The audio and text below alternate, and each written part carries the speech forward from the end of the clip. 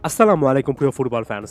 আমি প্রায় সময় এই কথাটা বলি যে লিওনেল স্কালোনির এই দলটার সবচেয়ে বড় একটা শক্তির জায়গা তাদের ডিফেন্সিভ স্ট্রেংথ। তবে বিশ্বকাপে আর্জেন্টিনা তাদের সেরা ডিফেন্সিভ পারফরমেন্সটা দেখায়নি এবং ইকুয়েডরের বিপক্ষে ম্যাচও ঠিক একই কনটেক্সটে এই কথাটা বলা যায় যে বড় ম্যাচে চাপের সিচুয়েশনে আরও একবার আর্জেন্টিনা তাদের সেরা ডিফেন্সিভ ডিসপ্লেটা কিন্তু দেখাতে পারলো না এবং বেশ কয়েকটা জায়গা থেকে এর ডিফেন্সেও সমস্যা আছে। বেশ কয়েকটা ক্লিপের মাধ্যমে সেটা একটু বোঝানোর চেষ্টা করি। প্রথম ক্লিপে চলে যাচ্ছি।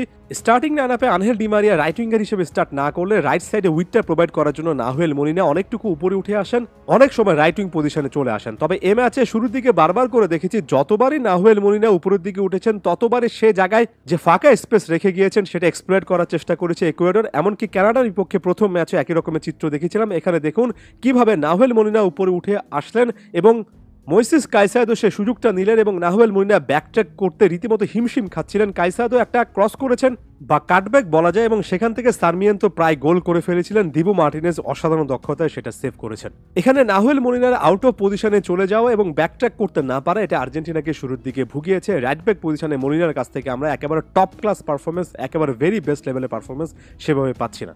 সেন্টার ব্যাক হিসেবে লিজান্দো মার্টিনেজ, ক্রিস্টিয়ানো রোমেরো অসাধারণ খেলেছেন। তবে বেশ কয়েকটা জায়গা থেকে পকেট অফ স্পেসটা অনেক ডিপ থেকে কাজে লাগিয়েছে ইকুয়েডর। যেমন এখানে দেখুন একটা স্পেস রয়েছে, সেটা কাজে লাগিয়ে কিভাবে অসাধারণ একটা পাস জেনারেট করেছেন ইকুয়েডরের একজন প্লেয়ার এবং সেটা এনার ভ্যালেন্সিয়া ধরতে পেরেছেন।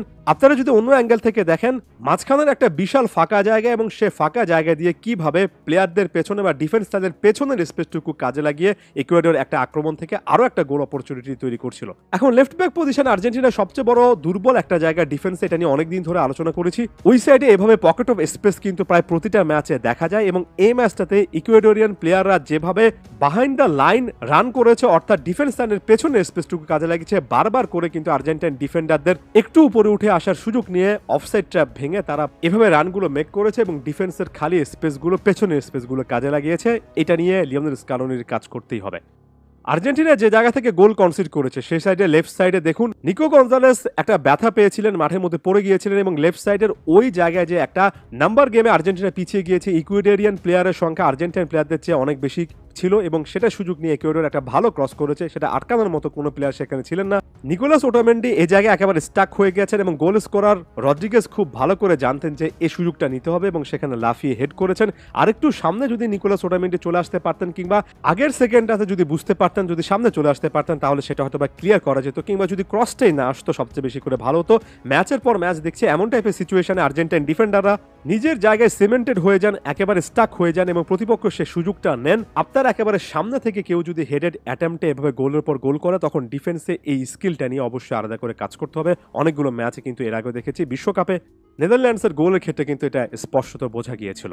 এটার আরও একটা এক্সাম্পল পাবেন একেবারে শেষের মিনিটে এসে ইকুয়েডর আরও একটা গোল করে ফেলছিল, ম্যাচটা সেখানে শেষ হয়ে যেতে পারতো।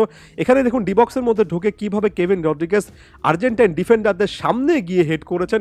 একই রকমের একটা সিচুয়েশন, আর্জেন্টাইন ডিফেন্ডাররা এখানে বুঝতে পারেননি যে কেভিন রদ্রিগেজ এখানে তাদের সামনে চলে এসে এভাবে হেডেড অ্যাটেম্পটে একটা চেষ্টা করবেন।